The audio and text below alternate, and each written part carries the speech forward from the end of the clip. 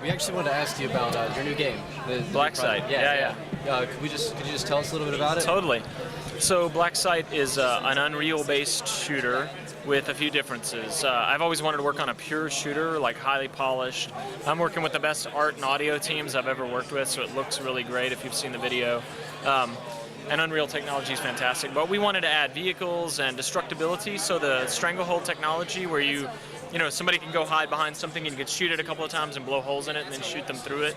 Like the whole breakable stone and things like that. We use a lot of that. And then, but we wanted to add squad command and squad morale. So with the left trigger, or depending on if you're using keyboard and mouse, there's a key for use. Wherever the cursor's pointing, you click, the guy runs over and does something in that spot, the squad rather. Right. So you've got the squad with you all the time, or most of the time. Some missions you're alone. So it's either you, Aaron Pierce, you play Aaron Pierce, a Delta Force assassin. And so it's either you, or it's you and one guy, two guys, three guys. So up to three guys in your squad. So is it more like fast action paced? It's more fast action paced. And from the Deus Ex games, one of the things we believe very strongly in our group is taking the path that the player's on and widening it out a little bit, right? So if there's a building, it's not just the street and the building, it's the alley behind it, right? And often a roof hatch and that sort of thing. So it gives the player an opportunity to sort of pick his own path through a path. I mean, it's not open world, because we want to do the type of game where as you move along, amazing events happen out in front of you.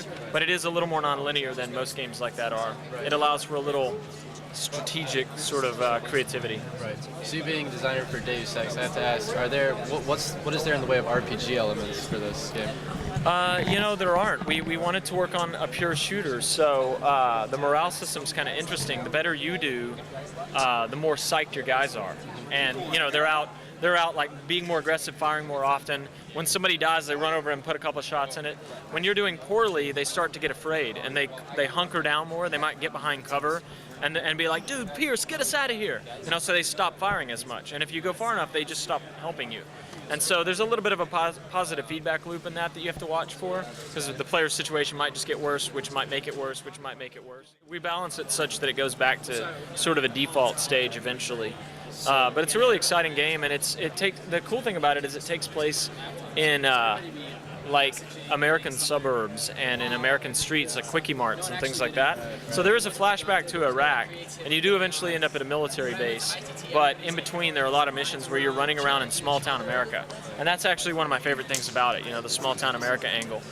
How many times have you been on an alien planet or whatever? It's like, hey, small town America, middle of the night, you're standing out in the street, the traffic light's flashing overhead, you take cover behind a dumpster, you shoot through the windows of a car. I mean, we're having battle on the American streets.